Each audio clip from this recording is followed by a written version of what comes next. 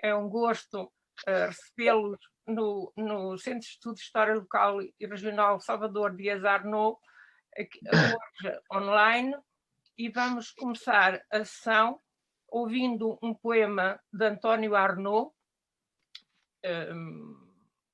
porque no contexto desta pandemia temos que lembrar o Dr. António Arnaud, lembrá-lo sempre e de uma forma particular neste contexto. Vamos então ouvir. De António Arnaud, o poema Os Meus Heróis. Prezo os símbolos, o rasto e os sinais da minha nostalgia portuguesa. Mas os meus heróis verdadeiros não vêm na história, não têm monumentos nas praças domingueiras, nem dias feriados, a lembrar-lhes o nome. São heróis dos dias úteis da semana. Levantam-se antes do sol e recolhem apenas quando a noite se fecha nos seus olhos. Lavram a terra, o mar, e são jograis colhendo a virgindade púdica da vida. Sobem aos andaimes, descem às minas e comem, entre dois apitos convulsivos, um caldo de lágrimas antigas.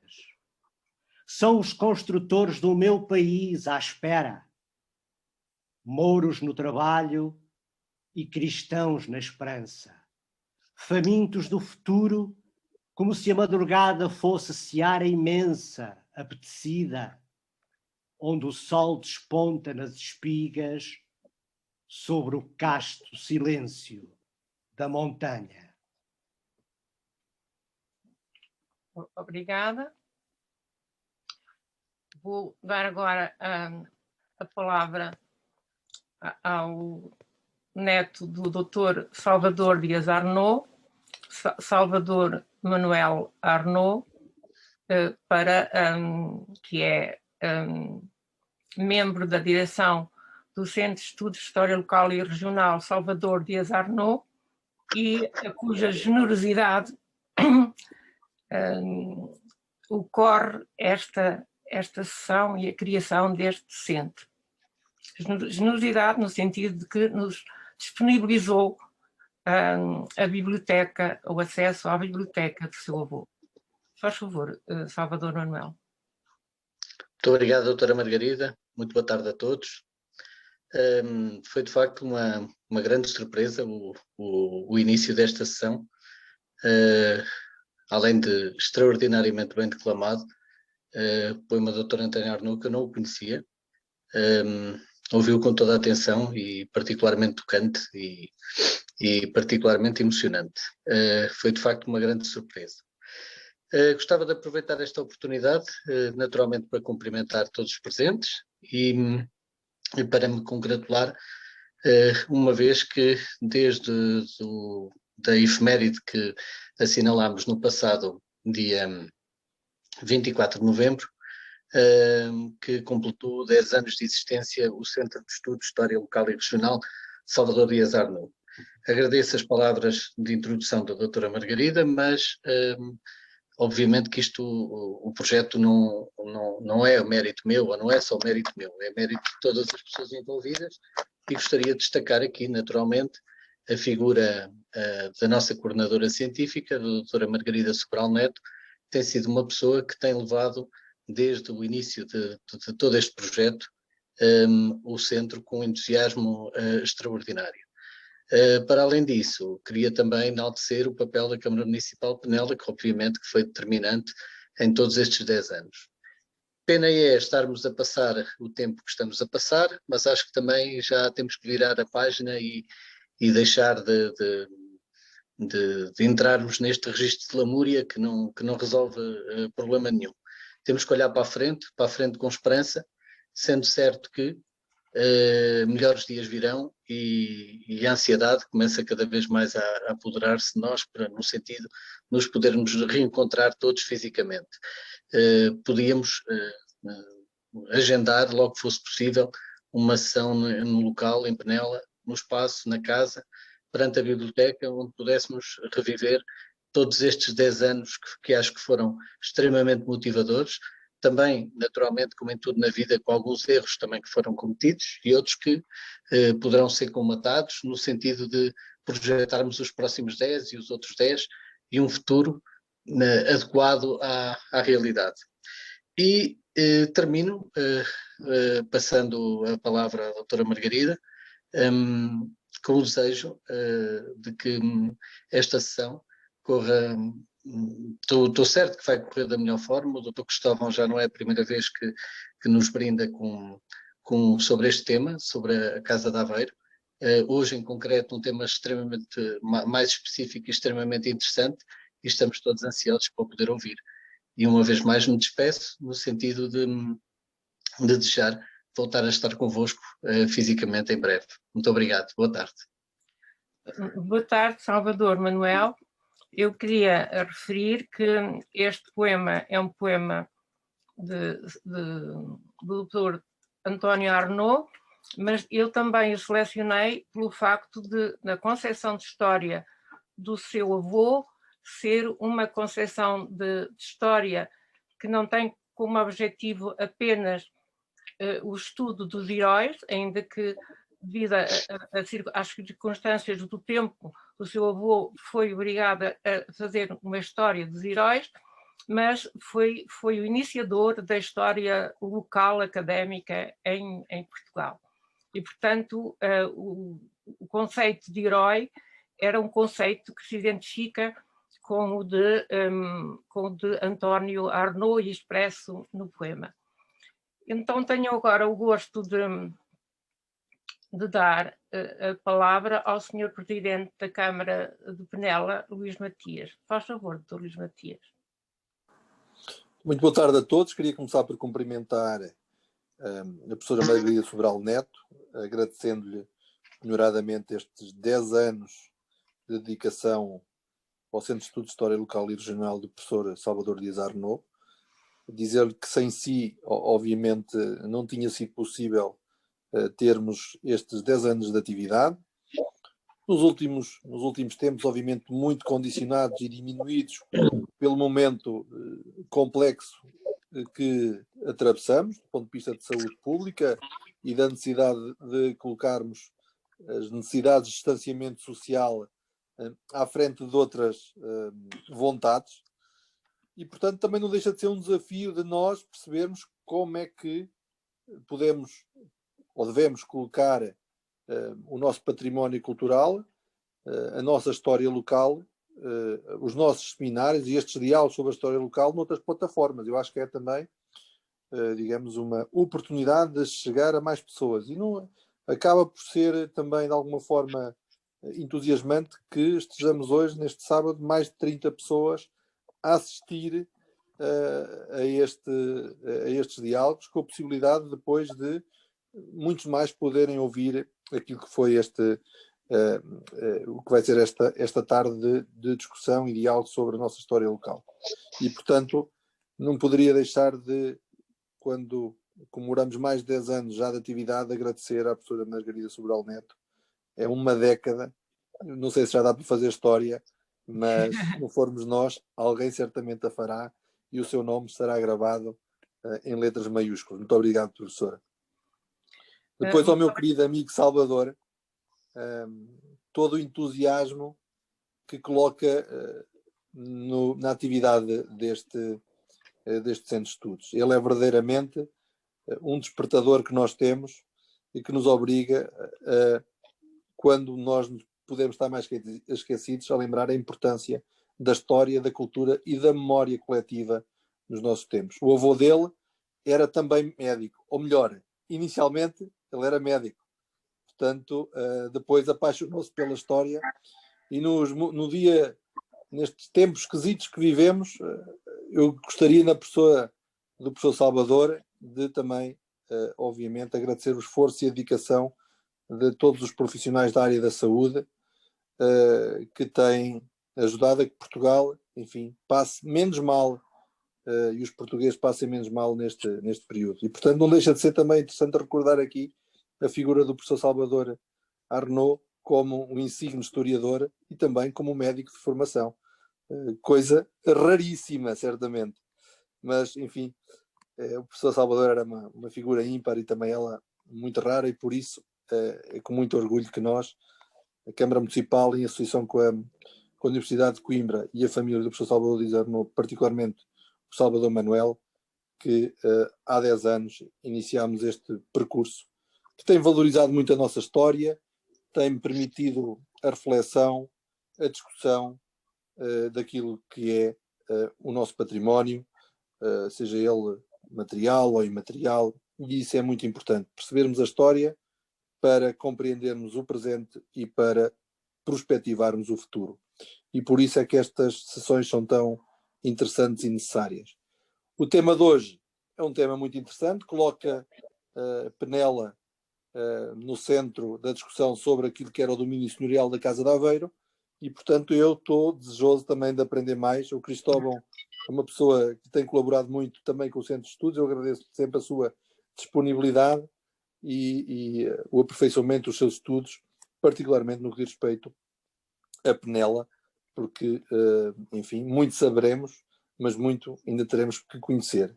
E, portanto, agradecia-lhe também esta disponibilidade para que possamos, então, conhecer mais e melhor este domínio do senhorial da Casa de Aveiro, particularmente no que diz respeito a Penela, neste processo da nossa história nacional. E, enfim, a todos aqueles que estão a assistir aqui agora em direto, agradecer a vossa presença. É muito interessante sermos já mais de 30 pessoas que estão a assistir a este webinar. Portanto, muito obrigado a todos e passava a palavra à professora Margarida. Muito obrigada, Sr. Presidente da Câmara Municipal de Penela, por todo o apoio que tem dado a este centro. E vou então fazer uma breve apresentação, e começando por compartilhar aqui a tela.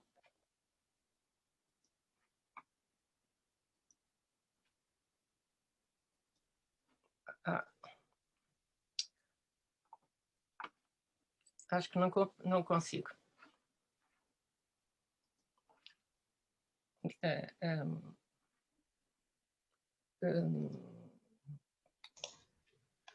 Por algum motivo não foi possível compartilhar a tela. Senhora doutora, desculpe estar a interromper. O anfitrião é que tem de dar permissão para compartilhar a tela. Eu também não consigo.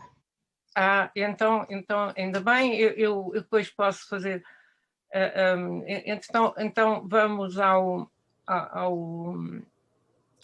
pedimos ao doutor Mário Duarte, que nos está a ouvir, no sentido de nos permitir compartilhar a tela. É o Dr. Luís Matias, o Dr. Luís Matias é que permite. Dr. Luís Matias é que Matias, pronto, então, está bem?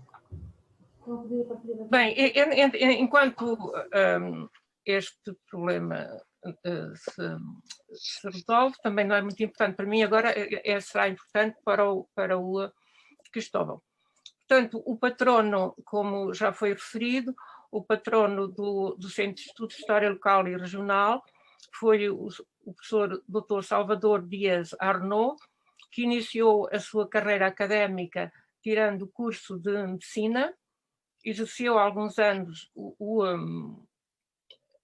a profissão de médico, mas tinha um grande apelo pela história. Ingressou no curso, na licenciatura em História, na altura histórico-filosóficas, e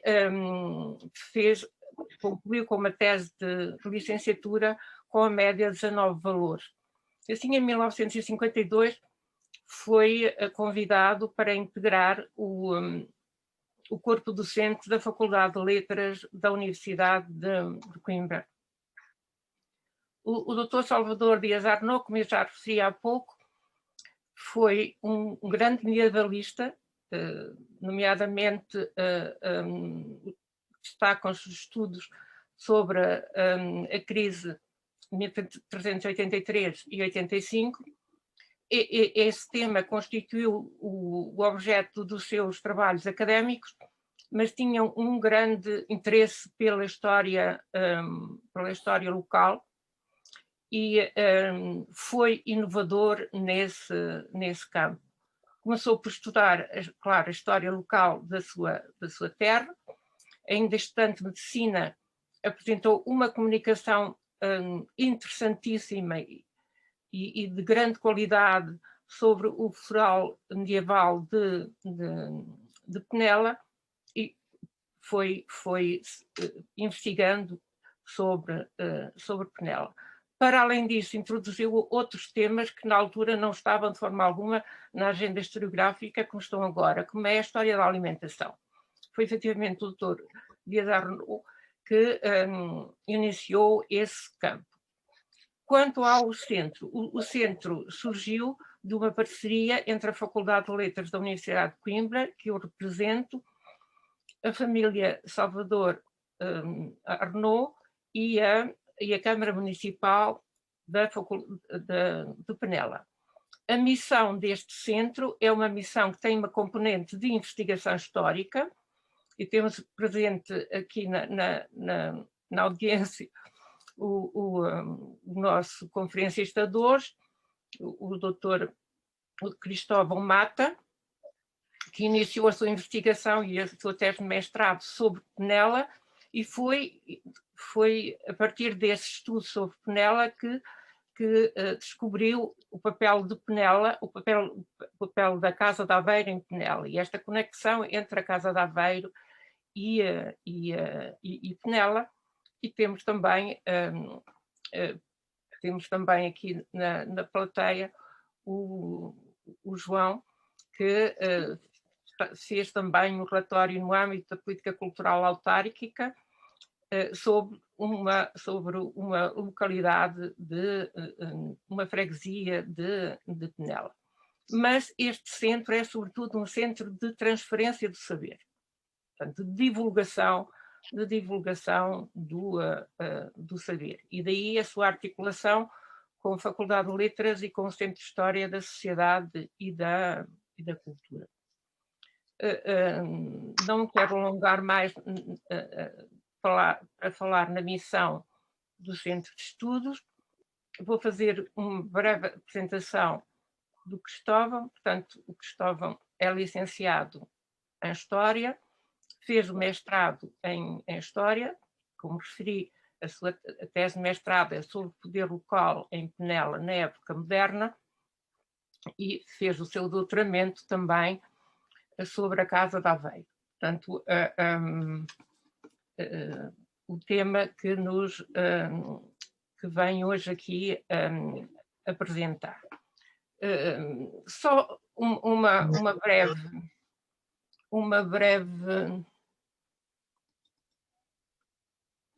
Já tenho aqui o que vos queria mostrar. Portanto, as duas fotografias do Dr. Salvador Dias Arnaud, quando era jovem. Provavelmente a da minha esquerda é uma fotografia de enquanto era estudante de medicina. A da minha direita provavelmente é a fotografia que lhe tiraram quando fez a primeira intervenção, a primeira comunicação nos passos do Conselho de Penela. Tinha então 20 e poucos anos. E aqui temos o Dr. Salvador Dias Arnaud, já com o seu traje académico. Bem, então, a partir de agora, vou só enquadrar o tema que vai ser objeto de análise. Ora, estão a ver um mapa, e este mapa representa os territórios dos senhorios na época moderna. Encarnado temos os territórios das casas senhoriais nobres, a Casa de Bragança e outras.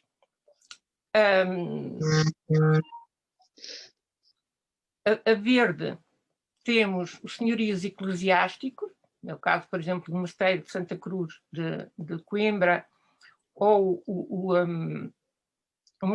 Mosteiro de Alcobaça. Temos aqui o Dr. maduro na plateia, que sabe muito sobre este senhorio. E depois a azul temos os territórios das ordens militares. Ora, a amarelo temos os territórios diretamente dependentes da coroa. Ora, isto demonstra que, efetivamente, na época moderna, os monarcas tinham delegado várias competências, nomeadamente de soberania, para as casas senhoriais, nobres e eclesiásticas. Ora, uma dessas casas é a Casa de Aveiro. O conceito de casa engloba o edifício, propriamente considerado, mas engloba a família, a linhagem e os domínios territoriais ou jurisdicionais, portanto, em matéria administrativa e em matéria jurídica, e também todo um conjunto de símbolos que eram inerentes a uma família. Ora, hoje vamos ter a oportunidade de ouvir de uma forma muito sintética a ligação existente entre Penela e a Casa de Aveiro. Tem a palavra, Cristóvão. Ora, muito boa tarde a todos. Senhora Doutora, muito obrigado pela apresentação. Senhor Presidente da Câmara, Doutor Salvador Manuel Arnaud, todos os presentes, muito obrigado por perderem um pouco do vosso tempo para estarem aqui, não digo comigo, mas nesta conversa. Realmente é um diálogo que se pretende fazer hoje. Penso que estão a ver o PowerPoint. Sim. Sim. Deixa-me só maximizar. Pronto. Realmente, como referi, é um diálogo que hoje se pretende realizar, e é um diálogo que tem como ponto de partida a investigação desenvolvida por mim nos últimos anos.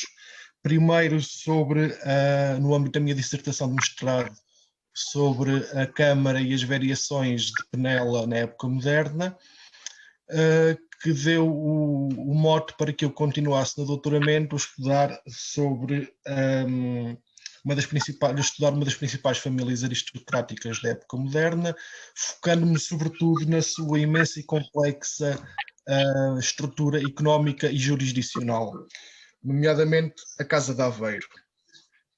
Para apresentar muito brevemente a Casa de Aveiro foi uma casa senhorial portuguesa cujas origens radicavam em Dom Jorge de Lencastre, filho bastardo do rei Dom João II, mestre das ordens de Avis e de Santiago, o último mestre, aliás, e segundo duque de Coimbra. Após o falecimento do mestre Dom Jorge, em 1550, foi sucedido pelo seu filho primogênito e primeiro duque de Aveiro, e a partir daí todos os representantes da Casa de Aveiro usaram sempre este título. Portanto, apesar da casa ter sido fundada pelo duque de Coimbra, a designação habitual é Casa de Aveiro. A Casa de Aveiro teve uma história bastante atribulada, uma relação bastante conflituosa com a coroa, desde o início até o fim, e o fim, como penso que seja conhecido por grande parte das pessoas, deu-se no âmbito ou na sequência do envolvimento do último Duque de Aveiro, Dom José de Mascarenhas, no chamado processo dos Távoras, que toda a gente penso que sabe como acabou. Temos aqui uma representação bastante bonita que se encontra no Museu da Cidade de Lisboa, cujo site eu extraí esta imagem. Bem, mas ao longo destes 259 anos, eu atribuo a origem da Casa de Aveiro a 1500 e a extinção em 1759, portanto, ao longo destes 259 anos, a Casa de Aveiro, ou o património da Casa de Aveiro, teve uma configuração bastante variou muito ao longo do tempo. Na sua forma mais constante, no entanto, como podemos verificar aqui, compunha-se de 20 senhorios jurisdicionais, no mapa à nossa direita, Não está a passar. Não está? Não está a passar está no primeiro ainda.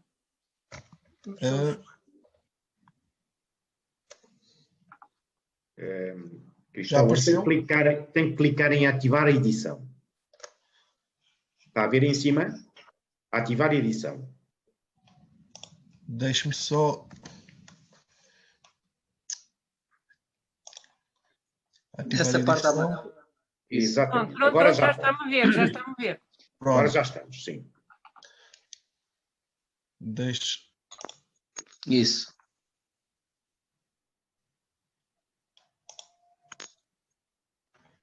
Saiu. Deem só um segundo. Eu volto a abrir. Compartilhar.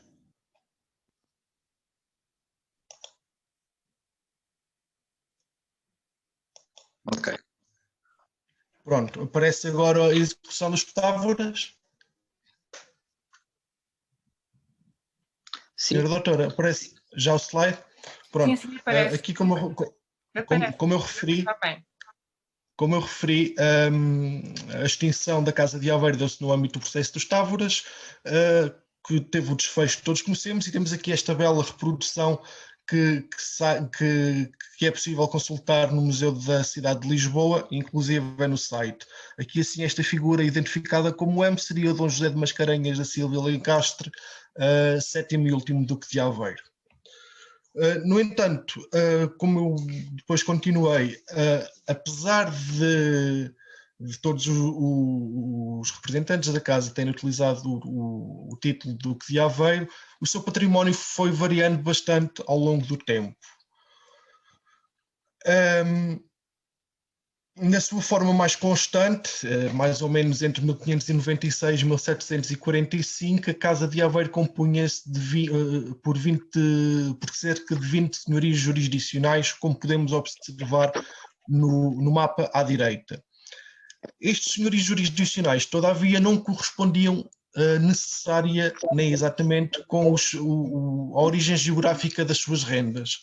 Como podemos verificar aqui no lado esquerdo, há umas pequenas diferenças que se notam, e uma delas, por exemplo, era Coimbra. As rendas de Coimbra eram cobradas pela Casa de Aveiro, mas a Casa de Aveiro não tinha a jurisdição civil e crime da cidade de Coimbra. Outro exemplo, por exemplo, que posso dar é no termo da vila do Concelho de Montemor o Velho, havia muitos lugares que estavam sujeitos à jurisdição crime da Casa de Aveiro, mas que estavam sob tutela de outras entidades senhoriais, como por exemplo a Universidade de Coimbra ou o Mosteiro de Santa Cruz. Bem, esta contínua reconfiguração do património da Casa de Aveiro no século XVI, até por fazer esta apresentação, deveu-se sobretudo à indisponibilidade de muitos bens doados por Dom Manuel a 27 de maio de 1500 ao Dom Jorge. Um deles era, de facto, Penela. Penela, em 1476, tinha sido doado àquele que viria a ser o primeiro conde de Penela, em cuja descendência foi mantida até 1573. Eu consegui datar este ano, 1573, porque na Chancelaria Régia encontra-se um alvará pelo qual o rei Dom Sebastião cancela uma tensa que a coroa atribuía, uma pensão, um subsídio que a coroa atribuía aos duques de Aveiro, o primeiro e o segundo duque de Aveiro, em substituição da indisponibilidade da Vila de Penela. Um pormenor curioso desta e dos outros documentos relativos à Casa de Aveiro que se encontram registados na chancelaria é que, se observarem com atenção, o documento encontra-se rasurado. Aqui assim um risco e aqui outro, e do lado esquerdo tem uma anotação que não dá para perceber muito bem agora, mas que diz que na sequência da sentença de 12 de janeiro de 1759, todos os documentos da Casa de Aveiro se encontram fechados e invalidados para todo o sempre. Jamais poderiam ser reclamados por eventuais sucessores dos duques de Aveiro para a reabilitação da casa. Este documento, só para esclarecer, foi doado ao segundo Duque de Aveiro, tal como o avô se chamava Jorge de Lencastre. Bem, o senhorio da Casa de Aveiro em Penela, para resumir, esteve vigente entre 1573 e 1759 e exercia-se, sobretudo, em duas dimensões. Por um lado, tínhamos a cobrança de direitos, e estes direitos, tributos, por aí afora, que são os que estão inscritos no Foral Manuelino, mas com um pormenor interessante, porque a partir de 1570 e pouco, e portanto a Casa de Aveiro a Vila de Penela já foi englobada, a partir de 1570 e pouco todas as rendas do Ducado de Aveiro são contratadas conjuntamente no que se chamava a prebenda de Coimbra. Isto é, um ou dois, às vezes, contratadores de rendas em parceria contratavam todas as rendas do Ducado de Aveiro, que depois subcontratavam a subrendeiros no local. Para termos uma ideia, isto em 1720, 1730 podia equivaler a 25 contos de réis, que era um valor bastante elevado para a altura. Eu aqui assim não apresento todos os direitos que eram cobrados pela Casa de Aveiro, mas organizo-os consoante eles às vezes são três núcleos, como eles são às vezes referidos na documentação. Uma que é a fazenda patrimonial, que são um conjunto de bens, de prédios rústicos, sobretudo, comprados pelo rei Dom João I para o seu filho infante Dom Pedro, que depois vai também ser transferido para a Casa de Aveiro. O reguengo de Camporês, que seria um território delimitado onde se pagava um dízimo de foro, entre outros tributos, mas o que o documento define é que era um dízimo de foro. E depois a renda principal, que na verdade englobava todos os outros direitos, tributos, prerrogativas, monopólios que o Foral Manuelino estipula. A colheita, as jogadas, o relego, o salário, a portagem, muitos outros tributos que são referidos no Foral Manuelino. Esta era uma das dimensões em que o exercício em que o senhorio de uma casa senhorial se exercia. Por outro lado, tínhamos a jurisdição, uma série de prerrogativas jurisdicionais que podiam ir desde a jurisdição de segunda instância, neste caso através de um juiz de segunda instância, o ouvidor, que estava sediado em Montemoro Velho, através do provimento de ofícios locais, o almoxarife, o juiz dos direitos reais. Estes ofícios organizavam-se geralmente em três julgados diferentes: o almoxarifado, como referiu, o almoxarife e o seu escrivão, o juiz geral, por exemplo, o escrivão da Câmara, tabeliães, escrivão da almotaçaria, e o juiz dos órfãos, escrivão dos órfãos, partidor dos órfãos, avaliador dos órfãos, etc. Também geralmente tinham competências no âmbito da nomeação das câmaras, e no caso da Casa de Aveiro, como também a Casa de Bragança, eles tinham um privilégio especial que lhes conferia alguns poderes mais amplos na hora de nomear as câmaras, que era o regimento das favas. Cristóvão, só um momento, eu vou pedir para desligarem o áudio, porque há aqui algum barulho de fundo. Obrigada. Pode continuar, Cristóvão.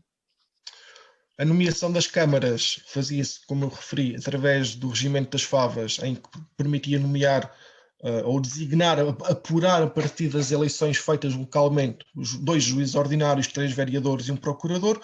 A partir de 1686, penso que é este o ano, os juízes ordinários passam a ser, as funções passam a ser exercidas por um juiz de fora, que é um juiz letrado, com formação superior, nomeado diretamente por um período de 3 anos.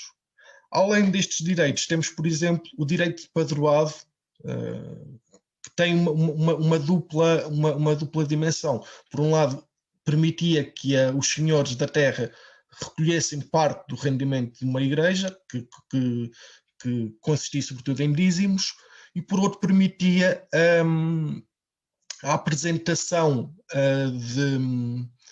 dos priores da igreja de São Miguel. Temos também a alcaidaria mor, que uma vez mais tem, aí aqui isso é curioso, porque a alcaidaria mor em Penela, mas também em muitas outras vilas, tem um rendimento associado, que são determinados direitos que estão referidos no foral. Por exemplo, a portagem e a pensão dos tabeliães são tributos inscritos no foral que estão associados à alcaidaria mor. A alcaidaria mor também tinha depois também tinha obrigações, por exemplo, as reparações dos castelos ficavam sempre a cargo dos alcaides mores, mas também trazia uma prerrogativa que era, estando o alcaide mor ausente da vila, era-lhe permitido nomear, por exemplo, mediante a apresentação feita à Câmara, um alcaide pequeno que depois o representava localmente. Estas prerrogativas jurisdicionais, para além do mero exercício da administração da justiça e também destinada a uma eficaz cobrança das rendas, por exemplo, os almoxarifes e juízes de direitos reais eram um cargo interessante porque eram nomeados pelos duques de Aveiro e depois julgavam os feitos relacionados diretamente com aqueles tributos que eles cobravam. Portanto, eles eram juízes em causa própria. Além do mais, havia outras prerrogativas, como, por exemplo, o direito de execução que os almoxarifes ou os executores nomeados pela casa podiam fazer das dívidas à casa. Tinham, portanto, poderes bastante amplos neste domínio. Mas o exercício da jurisdição de uma casa, por parte de uma casa senhorial também trazia uma outra vantagem, que era a disponibilização de vastos recursos para distribuir pelas suas clientelas, para fomentar o serviço e a fidelidade à casa e grande parte das vezes também para, através de uma política matrimonial, unir famílias de criados com famílias locais. Eu apresento aqui assim um caso bastante interessante e começo aqui pelo lado esquerdo. Francisco Ferreira de Vasconcelos foi vedor e foi secretário do primeiro Duque de Aveiro e foi também, segundo uma genealogia, alcaide mor de Penela. Isto é, apesar da alcaidaria mor de Penela pertencer aos Duques de Aveiro, eles podiam aliená-la, como acontecia noutros senhorios, a favor dos seus criados. A filha do Francisco Ferreira de Vasconcelos vai casar com um indivíduo que também virá a ser secretário e vedor dos terceiros duques do segundo e terceiro Duque de Aveiro, e também alcaide mor de Penela.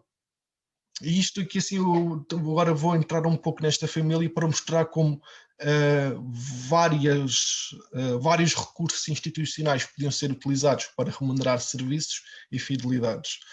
A alcaidaria mor de Penela, aqui na sua terceira geração, passa para o Gaspar Veloso de Cerqueira, e um outro filho, o Manuel Veloso de Cerqueira, primeiro foi padre, penso que em Monte Moro Velho, já não me lembro exatamente, por apresentação da Casa de Aveiro, mas depois vai casar com uma mulher de Penela, Isabel Furtado.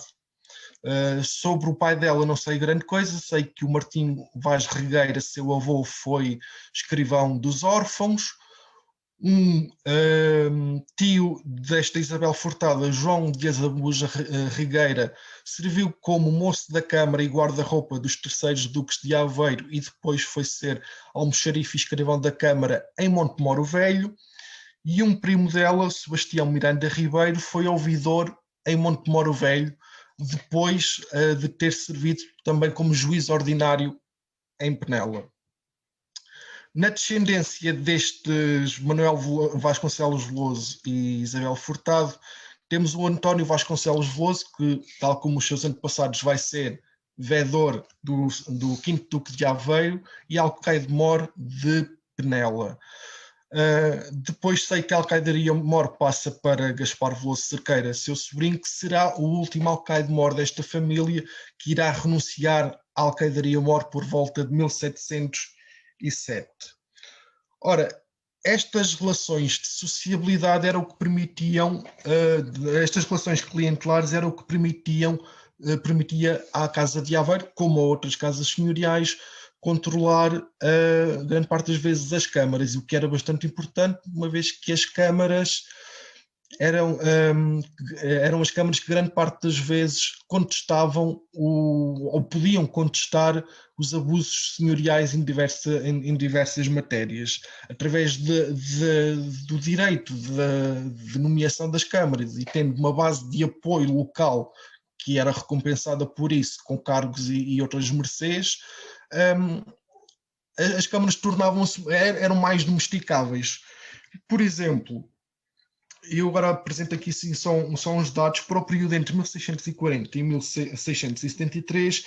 Identifiquei 32 homens que serviram como juízes ordinários ou vereadores, e 9 destes homens tinham uma relação direta com a Casa de Aveiro, quer fossem tabeliães ou tivessem servido como ouvidores, procurador da Fazenda ou rendeiro.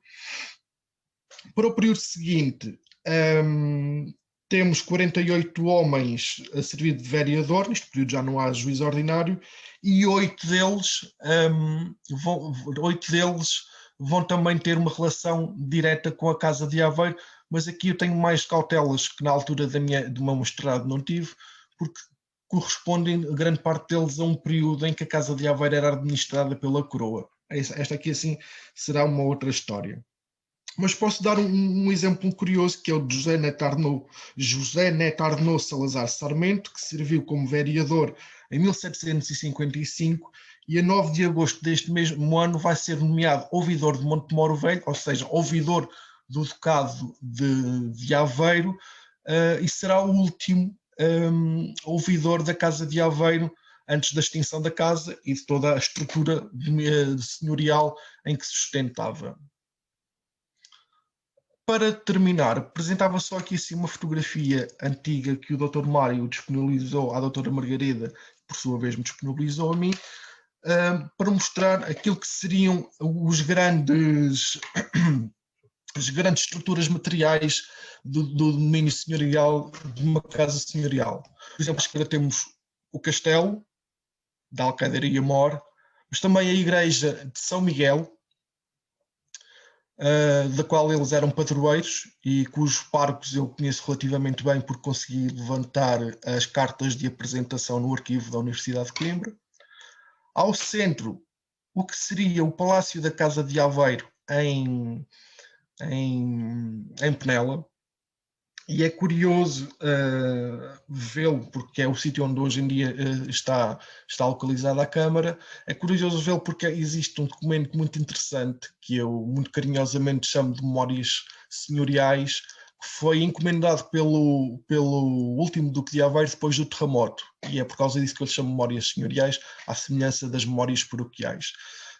Ele alega que todo o seu cartório, toda a sua secretaria ardeu no incêndio no âmbito que seguiu ao terremoto, e pede informações sobre os seus bens e pertenças aos seus senhorios. E então, por exemplo, neste documento está a referência de que o parque de Santa Eufémia, nesta altura, habitava no Palácio dos Duques de Aveiro, em Penela, que seria este. Também parece aqui a igreja de Santa Eufémia, mas a igreja de Santa Eufémia não tinha nenhuma relação com a Casa de Aveiro. Na verdade, era padroado da Ordem de São Bento de Avis, e curiosamente encontrei há uns tempos um tombo, isto é, um registro de propriedades da igreja e comenda de Santa Eufémia, que está num arquivo distrital, agora não me recordo de onde, mas de Porto Alegre, o Castelo Branco, e que está disponível online, facilmente o podem encontrar, que daria um ótimo estudo, ou pelo menos um bom ponto de partida para um estudo sobre esta igreja. Muito obrigado.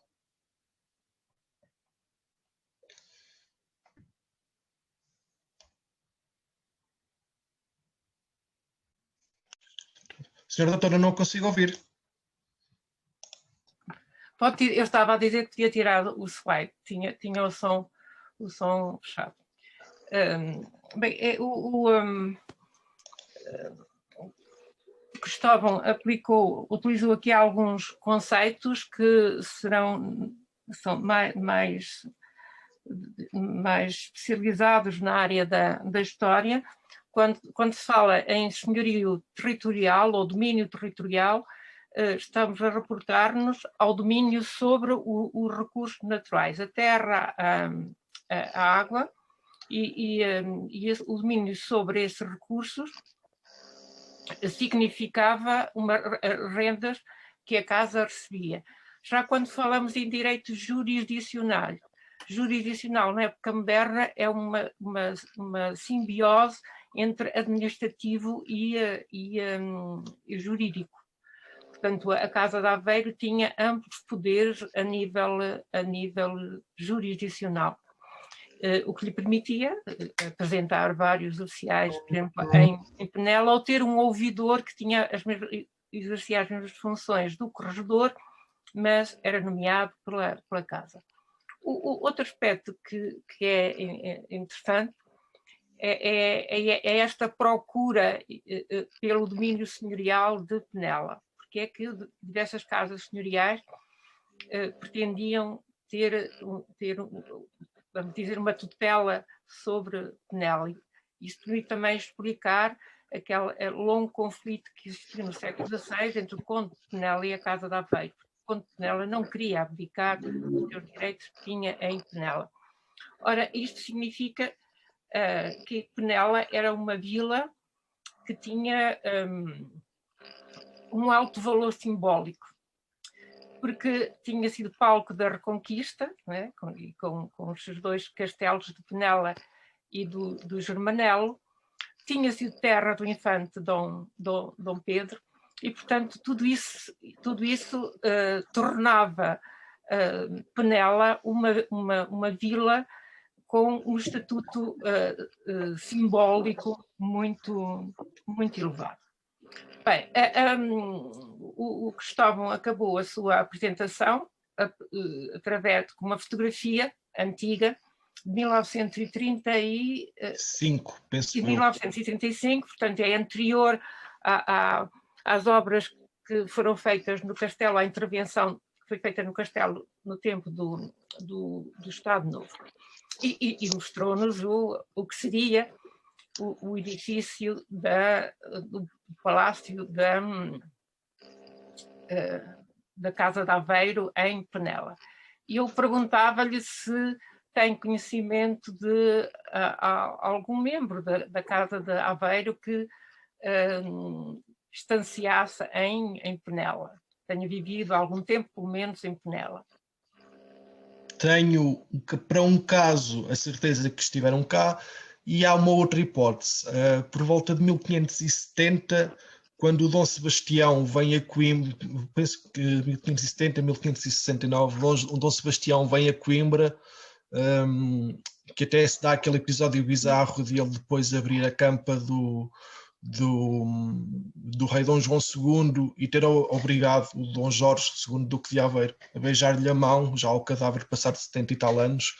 Eles estiveram bastante tempo cá por cima, em Coimbra, e não seria de todo impossível que o Dom Jorge tivesse passado por cá, o Dom Jorge II, Duque de Aveiro, tivesse passado por cá, mas aqui é mera especulação. O que eu sei é que em 1641, a seguir à restauração, que foi muito mal recebida pela Casa de Aveiro, que na altura era administrada por uma castelhana, Dona Maria de Manrique, mãe do quarto Duque de Aveiro, que na altura ainda era uma criança, era tutora dele. Sabemos que em 1611, por volta de 11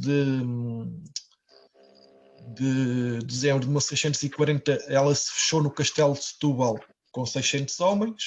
Em janeiro há as cortes para jurar a realeza de Dom João IV, ela não aparece, nem o filho, e mandam um procurador. Portanto, as coisas estariam ali assim bastante más.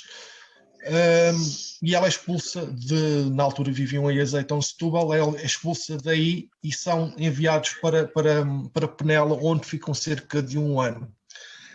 Ela terá partido de onde estava por volta de abril, inícios de abril, e no final de abril chega uma carta à Câmara a pedir para, e esta aqui sim está registada nas atas de Penela, para enviarem o que fosse possível, mas para enviarem carros de bois para ajudarem com a carga que eles traziam, de onde vinham, e então que estavam em Tancos na altura, teria havido algum problema, e pedem à Câmara que lhes envie uma série de carros de bois para os ajudar. Depois eu já passei em revista os registros paroquiais de São Miguel e Santa Eufémia para ver se encontro alguma informação de alguém que estivesse cá, e realmente encontrei só, mas ajuda a certificar, que encontrei 2 registros, penso que de batismo, cujos padrinhos são os duques de Aveiro e a duquesa o duque de Aveiro e a duquesa de Torres Novas, sua mãe, que foi quando vieram para cá. Sei que depois, em 1642, saem de Penela, chegam a Lisboa e aí ficam quase sempre a viver em Lisboa até 1660. A duquesa de Torres Novas deu algumas dores de cabeça a Dom João Carlos, até acusada de instigar uma rebelião. Bem, mas eu agora dou a palavra às pessoas que estão presentes para colocarem questões ou fazerem perguntas ao Cristóvão. Faz favor. Quem quer iniciar?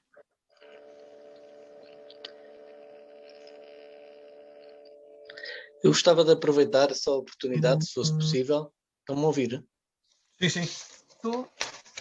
Percebi a dada altura... Sim, Salvador, faz favor. Percebi a dada altura que havia um Arnaud que foi de Penela para o Ouvidor para Montemor. Pegando num trabalho que o Dr. Rui Cascão fez de homenagem ao meu avô, em que faz uma genealogia do apelido Arnaud e fazendo todas aquelas ligações. Não sei se o Dr. Cristóvão teve a oportunidade de pegar na curiosidade desse apelido, e a pergunta que lhe fazia é se acha que há aqui uma relação com os nossos antepassados. É possível, porque existe, eu não conheço o trabalho que referiu, mas existem aqui Arnauds na região de Penela e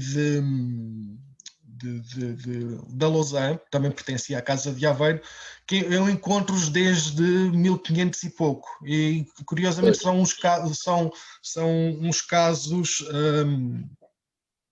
de gente que esteja ligada à Casa de Aveiro. Agora, se tem ligação depois para mais recente, não... O trabalho que eu me estou a referir, salvo erro, foi publicado na Biblos por volta de 97, 98, 1997, 98, e da autoria do professor Rui Cascão, em que ele faz uma relação da origem da etimologia do nome Arnaud e depois de toda essa genealogia.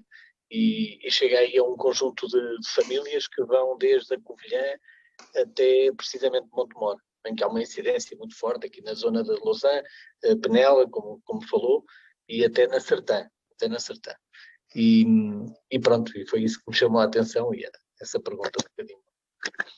Está connosco a doutora... Recordo-me de uns Arnauds que são da Lausanne, mas que depois também terão ligação aqui a Penela, de 2 João Negrão Arnaud, penso que era assim o nome deles, e há um deles que mais tarde virá a pedir um ofício da Casa de Aveiro, alegando que não o tomou na altura que o Duque lhe deu, porque o servia como guarda-roupa e tinha as chaves, tudo o que dizia respeito à intimidade do Dom Pedro de Lencastre, quinto Duque de Aveiro, e que tinha estado com ele até ele morrer, portanto na altura não pôde tomar posse das mercês. Isto só um pequeno à parte. O caso que eu há bocado referi de um Arnaud foi João Neto Arnaud Salazar Sarmento. Vai ser o último ouvidor do Ducado de Aveiro. A doutora Ana Isabel, uma vez que está bem com as elites de Penela, com a aristocracia de Penela, não sei se eu estava a reconhecer os nomes porque ultimamente tenho estado a estudar os Velázquez Sarmento do Espinhal. E a ligação aos Arnaud faz exatamente por casamentos, não é? Desse ramo da Lausanne, estamos a falar desse ramo da Lausanne, do João Neto Arnaud e depois dos seus descendentes, que se faz por via de ligações matrimoniais aos Velázquez Sarmento do Espinhal, não é? E já agora aproveitava, e estamos a falar agora daquele extrato da nobreza que eu gosto, não é? Que é da fidalguia da região de Penela. Até que ponto a Casa de Aveiro e o patrocínio da Casa de Aveiro permitiu, e o Cristóvão provavelmente conhece alguns casos por via do desempenho dos cargos na Câmara, não é? Permitiu a ascensão ou o reforço do poder de algumas famílias relevantes na região de Penela, e aqui estendo não só a vila, mas das localidades à volta de Penela, porque como sabemos temos uma forte implantação de uma forte fidalguia local, não é? Com redes de ligação familiar, de poder, etc., muito interessante. Portanto, temos aqui um ecossistema muito, muito interessante, quer em Penela, quer em Espinhal, e que, portanto, pode ter. E até qual era a relação da Casa de Aveiro, não é? Com o senhor da região, com essas famílias, e até que ponto permitiu alavancar também a ascensão social e a consolidação de poder dessas famílias na região de Penela. Detectou algumas ligações a esse nível? Por exemplo, o exercício de cargos, como no xerifado, da casa, etc, etc. Não, porque é realmente muito difícil, porque a documentação para Penela começa a ser mais abundante a partir do século XVIII. Ora, durante quase todo este período, a Casa de Aveiro está sob a administração da coroa. Para concretizar, no século XVII, tem atas de variação para 1640 e 1641, 1670, 71, 72, 73, depois para a década de 90. A partir de 1673 a 1732, a Casa de Aveiro está sob a administração da coroa. Portanto, as famílias que vão, as duas grandes famílias que vão surgir nesse período, os Velázquez Sarmento Arnaud e os Garridos, que a senhora doutora também conhece bastante bem, vão surgir neste período e vão ter um perfil, depois mais à frente, um pouco distinto do que se verificou atrás, em que é uma nobreza mais mediana, proprietária de ofícios locais, mas com uma maior rotatividade do que neste período. Ora, o que me parece mais plausível é que a ausência de um poder senhorial que introduzia as suas clientelas locais na Câmara é essa ausência que vai permitir o surgimento de elites locais, perdão, vai permitir a ascensão de famílias através da Câmara, como são estes dois casos que eu referi. Que terão depois um estatuto completamente distinto daqueles que nós encontramos para trás. Completamente distinto, isto é, com mais símbolos distintivos do que anteriormente. Este propósito, talvez convenha lembrar para as pessoas que não trabalham nestas áreas que grande parte da documentação da Casa de Aveiro terá sido destruída no terremoto e outra parte terá sido destruída quando a Casa de Aveiro entrou em desgraça, não é? Porque havia que eliminar até a memória da Casa de Aveiro. E quando Cristóvão iniciou a tese de doutoramento, eu pus muitas reservas porque pensei que seria muito difícil encontrar documentação. Mas ele conseguiu, Cristóvão conseguiu, pesquisando em muitos arquivos. Portanto, há muitas perguntas que nunca terão resposta em relação à história da Casa de Aveiro. por esse facto, o facto de a documentação se ter perdido. Senhora Doutora, só um pormenor curioso relativamente à documentação que referiu. As atas de variação para a década de 1750 começam em 753, 4, 5, 6, 7, 8. Chegam a dezembro de 1758, param, nota-se que faltam umas folhas e depois continuam em fevereiro, maio, qualquer coisa assim, de 1759. Portanto, no período da prisão, execução e extinção da Casa de Aveiro, a documentação que podia ter chegado a Penela sobre esse episódio desapareceu, foi arrancado. Dá para perceber que essa documentação existiu, mas desapareceu. Agora, só ainda para continuar na resposta à doutora Isabel, o exemplo que eu dei, por exemplo, do caso do João, do Negrão, do João Neto Arnaud Salazar Sarmento, parece-me que vai haver depois na década de 50, depois quando há mais informação, e penso que este caso deste ouvidor que pode ser interessante, é que em vez de eles tentarem, como é de dizer, introduzir as clientelas na Câmara, eles parece-me que procuram apoiar-se já nos poderes instalados e captá-los para o serviço, através, por exemplo, neste caso, de uma família que se tinha se implantado e crescido durante da ausência da Casa de Aveiro, como for o caso dos Velasquez Sarmento, e depois vão tentar captá-los para o serviço deles, por exemplo, inicialmente através de uma nomeação para ouvidor. Mas é um período tão curto que não dá para perceber bem, porque o último Duque de Aveiro recebe a casa em 1752 e a casa é extinta em inícios de 1759. Obrigada. Estou só aqui a ler uma pergunta da doutora Guilhermina, que cumprimento e agradeço, e a quem agradeço pela pergunta. Não, Não, tem que, eu leio. Eu leio, é melhor que eu leio. Quero começar por agradecer e dar os parabéns ao Cristóvão pela comunicação muito interessante e rigorosa. Perguntaria se podíamos ter uma ideia do que representaria Penela nos rendimentos da Casa de Aveiro. É um exercício bastante difícil de fazer, mas deixe-me só mostrar aqui novamente aquele documento que eu apresentei. Aqui assim, aquela tensa que o primeiro e segundo Duque de Aveiro receberam em recompensa da ocupação de Penela, se não estou em erro, valia 382.589 réis. Só que esta tensa tinha sido doada por volta de 1500 e pouco, portanto, quando chegamos em 1773, estava desatualizada. E a verdade é que encontro um ou outro contrato solto nos finais do século XIX, do século XVI, em que a renda, os contratos que são feitos aos rendeiros locais já valem quase o dobro.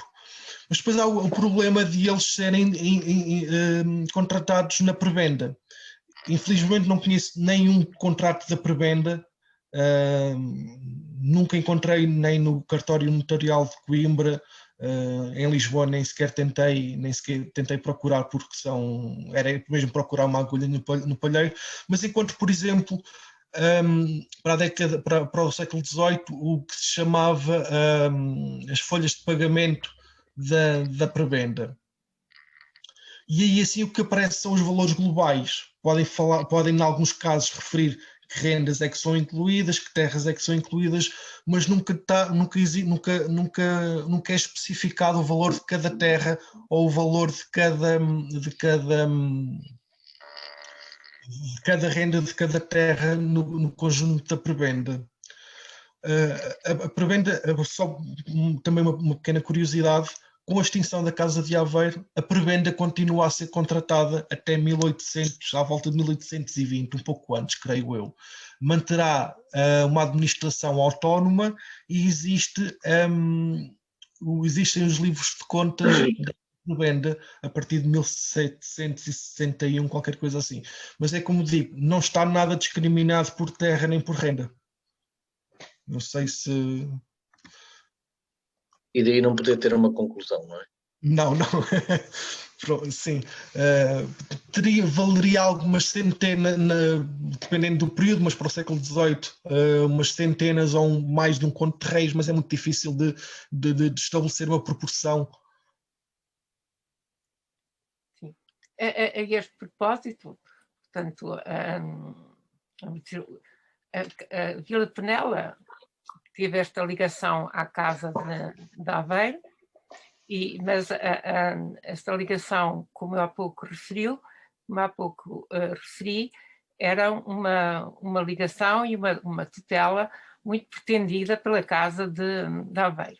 Mas isto teve a sua contrapartida, que são os foros, os pesados foros, que estão consignados no Foral de Penela, foros e rendas. As rendas estão consignadas no Foral de Penela e que eram destinadas à Casa de Aveiro. Portanto, aquele palácio que vimos há pouco foi construído com o suor dos penelenses. Não é? Temos de ter em conta esta... e aqui articulamos com o poema inicial. São os heróis de Penela, os heróis de Penela, os agricultores, os pastores, que com o seu trabalho alimentaram a Casa de Aveiro e os duques de Aveiro. E agora alimentamos a Casa de Lisboa também. Pois claro. Os mesmos heróis. É o seu contributo para a Casa de Lisboa. Penso que a história ensina-nos isto, não é? Vamos-nos atualizando, mas apenas mudou a casa, o esforço mantém-se. Mais alguma questão? Cristóvão está disponível? Eu gostaria de colocar uma questão, se for possível. Sim. Olá, José Luís. Olá, boa tarde a todas e a todos. Gostaria de questionar-te, Cristóvão, se nas tuas investigações e se nos documentos fazem referência aos contratadores das rendas, em particular ao seu perfil social e às suas atividades, e também se encontraste alguma coisa relativamente à forma como a cobrança era feita, se essa cobrança era tranquila ou se houve muitos problemas entre a entidade senhorial e os contratadores, se havia falências, esse tipo de dificuldades. Relativamente ao perfil social dos contratadores, eu ainda tentei fazer um catálogo dos prebendeiros, dos contratadores da prebenda, mas também é muito difícil porque às vezes só conheço mesmo o valor que é contratado, não tenho informação ou informação suficiente para conhecer a biografia dos prebendeiros. Dá-me a entender, no entanto, que há uma evolução. Para os finais do século XVII, inícios do século XVI, encontrei alguns prebendeiros com processos no Santo Ofício.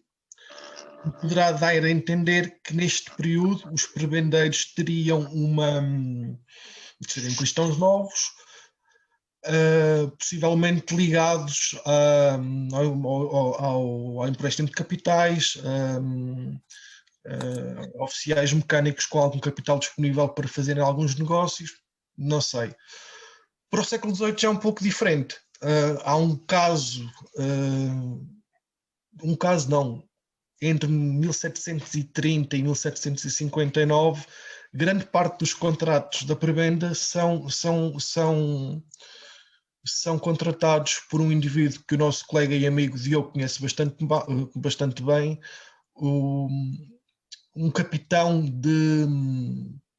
aliás, o capitão Henriques Castro Henriques será depois o feitor da Casa de Marialva em Cantanhede, mas o pai dele e o tio dele já tinham sido, antes disso, os prebendeiros da Casa de Aveiro, que contratam, neste período que eu conheço melhor, contratam a prebenda por valores extraordinários de 20 e tal de 20 e tal contos de reis, mas que já me parece ser gente com um perfil diferente, mais nobilitado no contexto local, naturalmente. A segunda pergunta era sobre... se encontraste informações sobre a cobrança em si, se havia conflitos, rendeiros que foram à falência, coisas sim. desse género. Sim, o caso de Coimbra é um caso bastante interessante, o caso das jogadas. As jogadas, temos 2 períodos em que se tenta fazer um encabeçamento das jogadas por todos os moradores do termo do concelho, porque havia zonas em que estavam sujeitas à tutela da Santa Cruz ou da Universidade, eles afirmavam que estavam isentos. E então temos ali assim, durante um período, na década de 1580 e 1590, um período bastante complicado de, primeiro, tentarem contratar, obrigá-los a pagar, mas eles sempre com a sua entidade senhorial por trás a protegê-los, e depois há um período em que eles tentam fazer um contrato de encabeçamento, que vai ser depois cancelado pela coroa. Já no século XVII, em 1641, há um novo conflito, querem cobrar as rendas a estes supostos isentos do Conselho de Coimbra. Assina-se um contrato, durante uns tempos parece que há paz, mas no ano exato em que o Corte Duque de Aveiro abandona Portugal e vai viver para a Espanha, que vai levar à primeira administração da coroa da Casa de Aveiro, há uma nova revolta local em que as pessoas... isto aqui sim é discutido pelo Dr. Sérgio da Cunha Soares na tese sobre Coimbra. Relativamente à execução, eu, como há bocado referi, eles tinham relativamente às dívidas, eles tinham o privilégio de execução que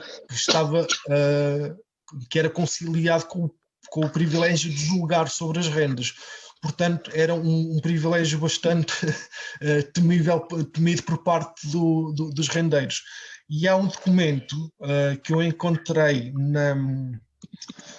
publicado e estudado numa coletânea antiga, que era o arquivo, uma publicação periódica antiga, que era o arquivo do Distrito de Aveiro, e isso só refiro porque há um caso curioso de um sujeito, penso que tinha dívidas em Aveiro e pedia para ser julgado relativamente a essas dívidas pelo juiz de fora de Coimbra, que não estava sujeito à Casa de Aveiro.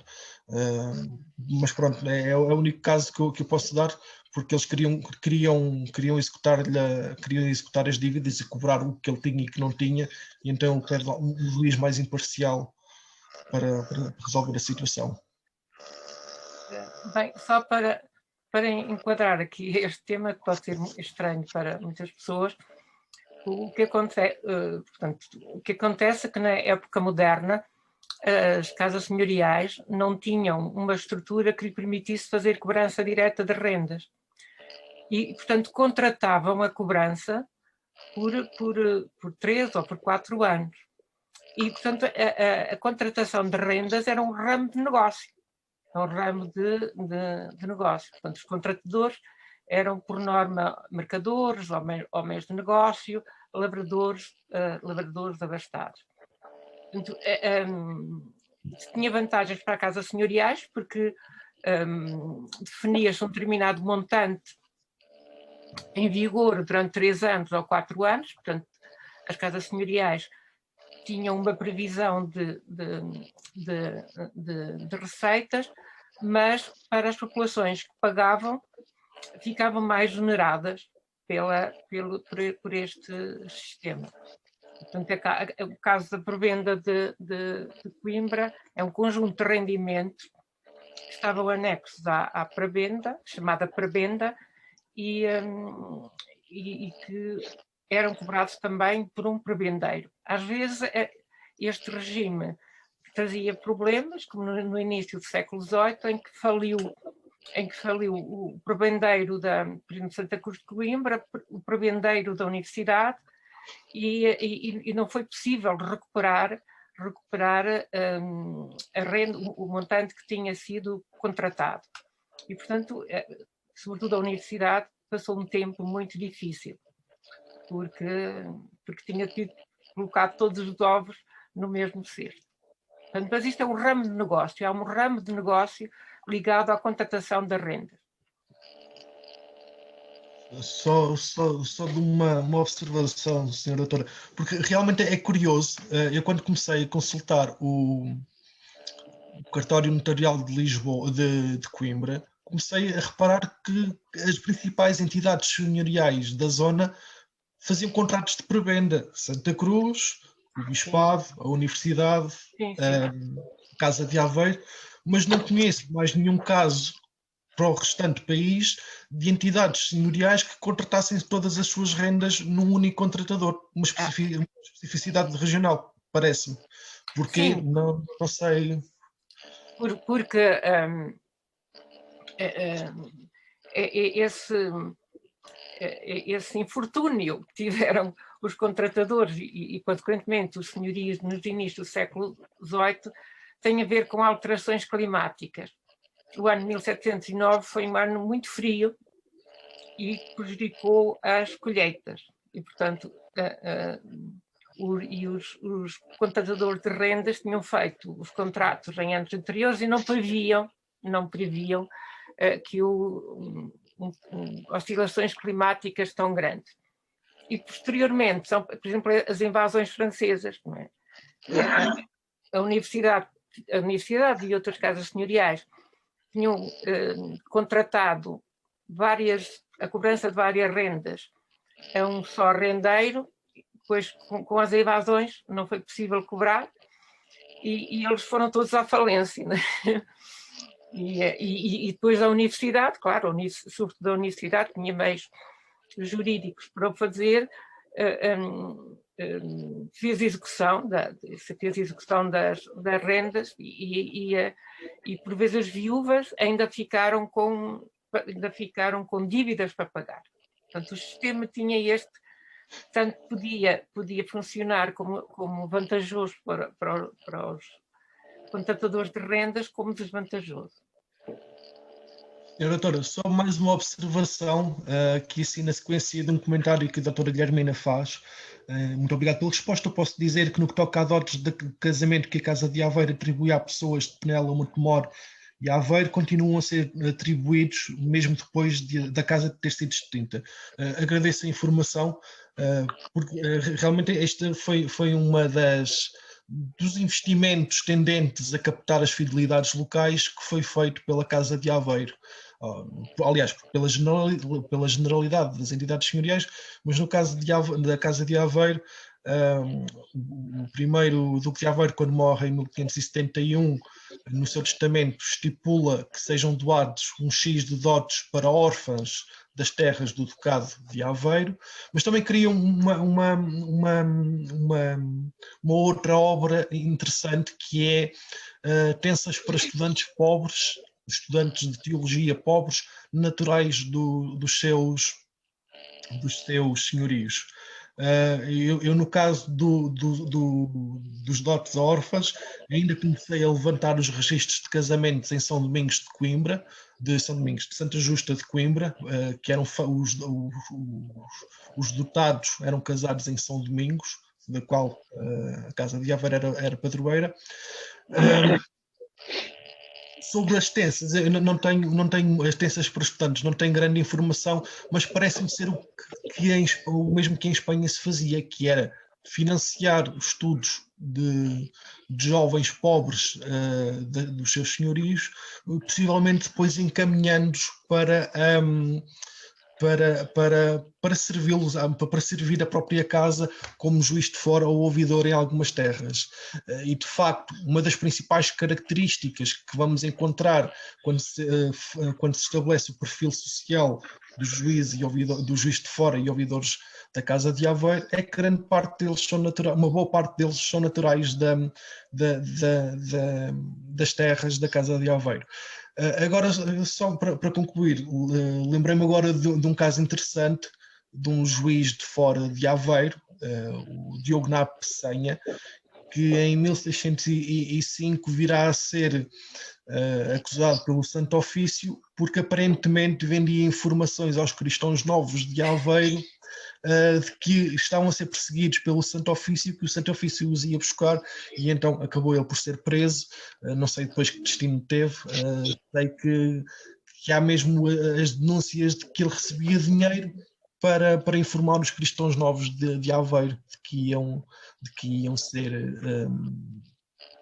presos pela Inquisição. Mas agradeço a informação porque realmente não fazia ideia de que os dotes de casamento tinham continuado a ser atribuídos depois da extinção da casa.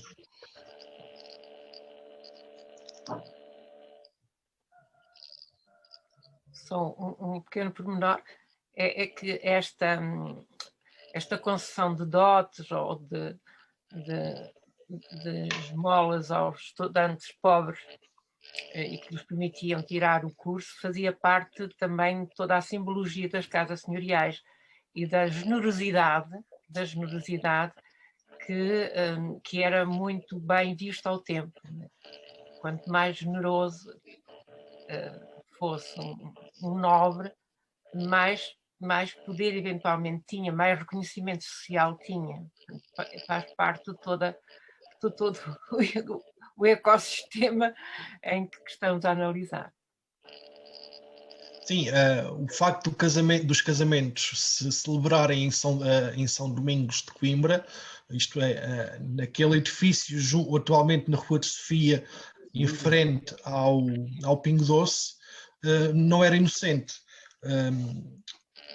A capela, uma capela da igreja do convento de São Domingos foi financiada pelo primeiro duque de Aveiro, que determinou que aí fosse sepultado juntamente com a sua mulher, quis trazer para Coimbra o seu pai, o Dom Jorge, duque de Coimbra, e ainda pediu autorização para trazer o avô, o rei Dom João II, de forma a fazer ali um panteão familiar em São Domingos de Coimbra. E nesse mesmo documento em que ele funda ou manifesta esta sua vontade de fundar um panteão em Coimbra, é neste mesmo documento que ele institui os dotes e as tensas, indicando que as órfãs do Ducado de Aveiro iriam casar-se a São Domingos, vindo elas de Aveiro, de Monte Moro Velho, de Pereira, de Lousã, de Penela.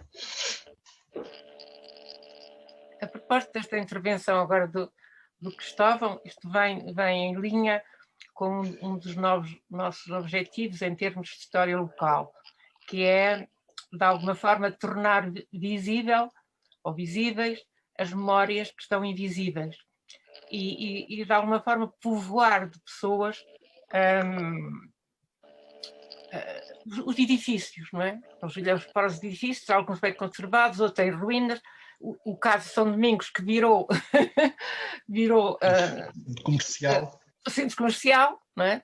Centro comercial, e penso que se nós conhecêssemos a história também dos edifícios e das pessoas que os habitavam, talvez São Domingos não tivesse virado centro comercial, porque é efetivamente uma profanação de um monumento. Bem, a doutora Guilhermina está aqui a dizer que os casamentos eram efetuados na igreja do Colégio Santo Tomás, hoje edifício onde está o Tribunal de Coimbra. Os que eu encontrei para os inícios do século XVII eram em São Domingos, mas como depois irá haver um incêndio e possivelmente devido à desacralização do espaço, creio que seja por isso que passaram depois para São Tomás, mas desconhecia.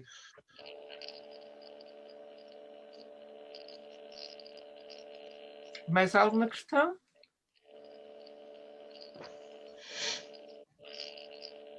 Bem, se não houver, não sei. Se o Dr. Luís Matias quer dizer algo? Não, apenas agradecer já a presença de todos. Foi muito interessante. Não sei se mais alguém quer colocar alguma questão. é um modelo que acho que devemos continuar para não descontinuar aquilo que é a atividade do Centro de Estudos,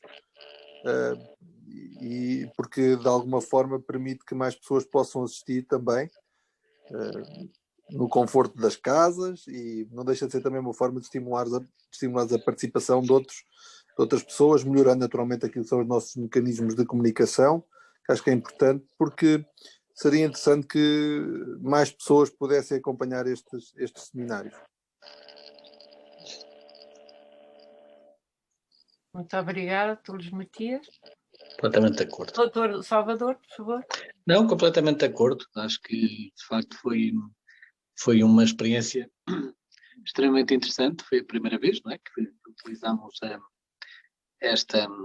este tipo de plataformas para podermos dar continuidade ao nosso seminário, neste caso em concreto, com esta magnífica apresentação. É, de facto, impressionante perceber a importância que Penela teve ao longo dos tempos. E, portanto, julgo que temos que pegar nesta iniciativa como mote e como estímulo para promovermos já, agora aqui num curto espaço de tempo, uma outra. E agradeço, naturalmente, aquilo que me toca também, agradeço a disponibilidade de todos, e em especial ao Dr. Cristóvão Mota, naturalmente. Bem, então, se ninguém quiser colocar mais alguma questão, também já estamos aqui à hora e meia. Eu queria, foi com muito gosto que vejo aqui atuais alunos, ex-alunos, colegas, que me acompanham sempre nestas lides.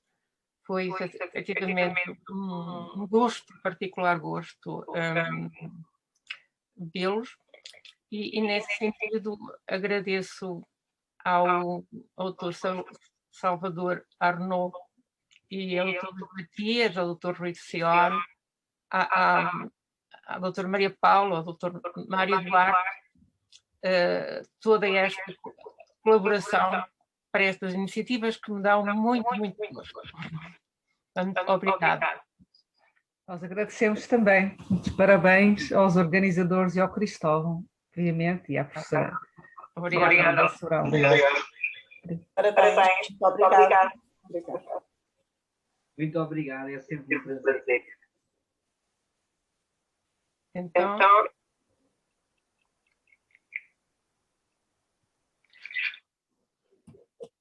despeço-me de todos, até ao próximo sim, nós vamos, pelo menos mensalmente, vamos falar sobre Penela, falar sobre qualidade. Mesmo quando pudermos estar juntos fisicamente, acho que este modelo deve ser complementar. Sim. Aliás, não sei, o Manuel, que ainda não disse nada, tem que dizer algo. Diga lá de sua justiça, Manuel. Excepcionalmente, esta vez não coloquei questões, mas estou a vir em feedback. Não sei se... Depois está a eco, está. Ok. Faço parte dos alunos do mestrado em Política Digital Autárquica e queria só primeiro agradecer à doutora Margarida Neto por nos ter feito o convite para estar aqui convosco. Também dar os louvores à promoção do que realmente é uma forma multidisciplinar de abordar não só a história, como envolver vários agentes aqui de investigação, de participação e também, não é, nós aqui da Academia podermos conhecer o que é que se faz a nível da investigação, mas também de solidificação daquilo que é uma identidade local e como é que isso se pode interligar com a construção de novas perspectivas até para o futuro. Portanto, da minha parte mesmo... tendo descoberto aqui uma faceta completamente nova da história e deste município que faz parte aqui de Coimbra, mas que se mantém assim, ao mesmo tempo familiar, ao mesmo tempo também misterioso. Agradecer porque realmente é uma forma muito, digo, não apenas eficaz, mas como profunda de envolver aqui pessoas que vêm de todo o tipo de backgrounds, não é? Temos aqui colegas, como o caso do António, do Carlos, até da Carla, do João Tiago, os outros que eu também não estou aqui a ver.